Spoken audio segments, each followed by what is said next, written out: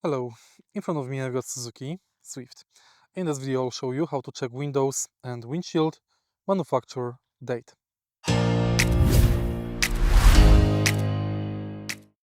First, let's take a look at the windows in this car.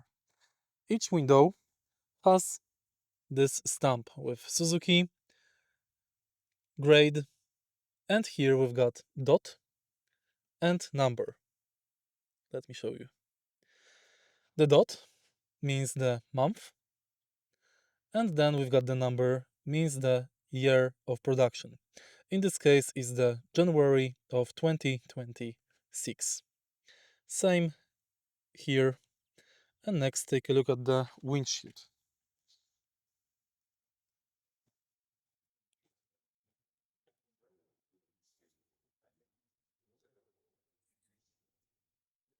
Right here, for example, we can find 3 dots, which means that the month is 3rd, March.